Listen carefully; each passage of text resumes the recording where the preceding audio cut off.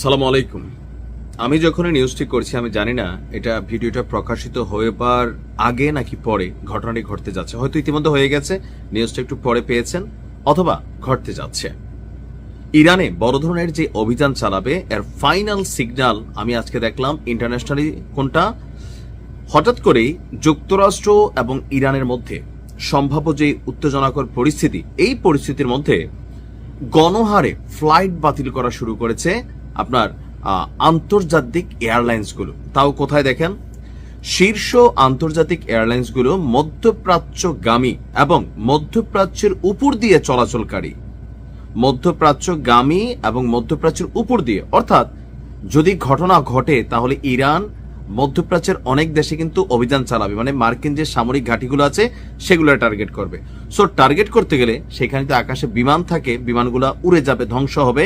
সেই কারণে তারা আগে থেকেই মধ্যপ্রাচ্য এবং মধ্যপ্রাচ্যগামী দুই টাইপের ফ্লাইটসই বাতিল করেছে। আর এইসব সংস্থার মধ্যে অন্যতম হচ্ছে নেদারল্যান্ডসের KLM, জার্মানির লুফথানসা এবং ফ্রান্সের এয়ার ফ্রান্স। তো এখন আমেরিকার প্রধান মিত্র কারা?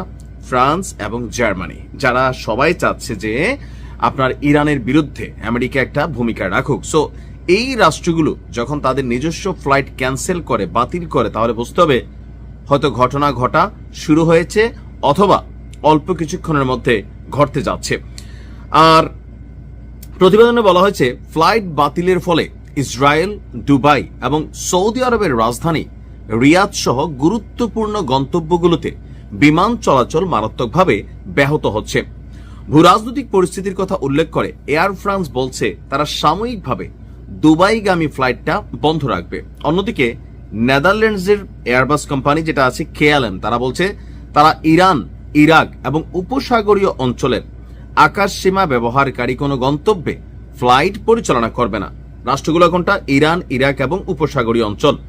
এদিকে মার্কিন প্রেসিডেন্ট ডোনাল্ড ট্রাম্প তিনি বলছেন যে নৌবহরটি ইরানের দিকে অগ্রসর হচ্ছে। তবে ট্রাম্প বলার চেষ্টা করছে এটা সতর্কতামূলক ব্যবস্থা, এই মুহূর্তে কোনো অভিযান চলবে না।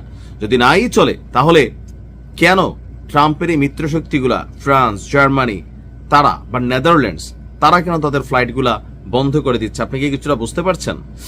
এখন ইরানের আসলে প্রস্তুতি কি? ইরানের প্রস্তুতি হচ্ছে ইরান যে কোনো পরিস্থিতিকে মোকাবেলার জন্য সর্বোচ্চ প্রস্তুত বলছে। মার্কিন যুক্তরাষ্ট্র বলছিল যে ইরানের সর্বোচ্চ নেতা তিনি বাংকারে লুকিয়ে গেছেন, তিনি জনসম্মুখে আসছেন না। এরকম নানান বক্তব্য দেওয়ার পর জোশে আইসা ইরানের সর্বোচ্চ নেতা তিনি বাংকারের বাহিরে আছেন, এটার জন্য আবার একটা ছবি অথবা ভিডিও পোস্ট করছেন। তা আমার মনে হয় দেখেন ইরান তার কম বোঝে না, বলে তুমি বুদ্ধি দিবা। তারপরেও থাকে না যে গরিব মানুষ দু একটা কথা বললাম, হয়তো হইতেও পারে যে থাকে না সাহস থাকলে বের হয়ে আয়, সাহস থাকলে বের হয়ে আয়। তো সব জায়গায় সাহস দেখাইতে হয় না, বেশি সাহস দেখাতে গেলে মাঝে মাঝে মারা খাইতে হয়।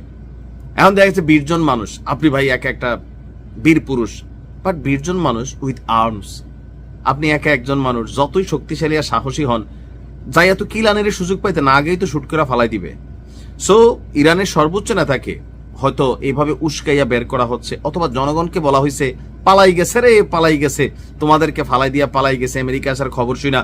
কারণ ভিতরে তো এজেন্ট আছে, রেজা পাহালবির আছে না, একটা পরিস্থিতি তৈরি করছে। সেই পরিস্থিতিতে জনগণের বিশ্বাসকে পুনরুদ্ধারের জন্য অথবা সাহসটা রাখার জন্য সর্বোচ্চ নেতা বাইরে চলে আসছেন। আইসা তিনি বলছেন যে আঙ্গুল ট্রিগারে আছে, উল্টাপাল্টা কিছু হলে অ্যাকশন হবে। তবে এটা বোকামি ছিল, এটা আমার পয়েন্ট অফ ভিউ। কারণ আমেরিকা এবং তাদের যে দুষ্টপুত্ররা আছে তারা পৃথিবীর যে কোনো জায়গায়, যে কোনো দেশে, যে কোনো ভাবে ড্রোন অপারেশন চালাইয়া ইতিহাস তৈরি করে রাখছে। সো এই ধরনের উস্কানিতে পা দেওয়ার সুযোগ নাই। তো মোটামুটি যতটুকু বুঝতে পারছি যে Tel Aviv, Dubai, Dammam, Riyadh, Iran, Iraq, Israel, উপসাগরীয় কয়েকটি দেশ সবকিছুতে আপাতত বিমান ফ্লাইট বন্ধ আছে। দ্যাট মিনস আল্লাহ হেফাজত করুক। ভাই আমি বলি যে যুদ্ধ শুরু হলে ইরান ব্যাপক ক্ষতিগ্রস্ত হবে। আমি আমার আগের ভিডিওতে বলছি, এটাই বাস্তবতা। আপাতত আল্লাহ ইরানকে হেফাজত করুক। আসসালামু আলাইকুম।